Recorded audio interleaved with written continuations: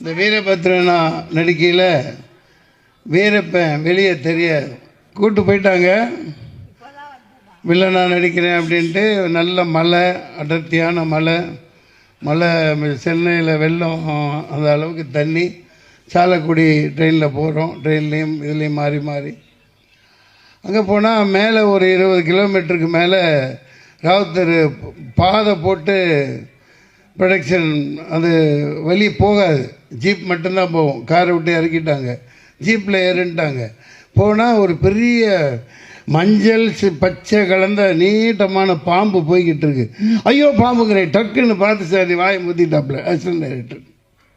ஐயோ ஹீரோயினி ஓடி போயிரியா, நீ சத்தம் போடாத பேசாமல் வா.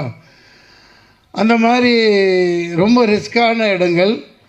அதுவும் இந்த ஒரு கதாநாயகி அப்போ போயிட்டாங்க. நாங்கள் இந்த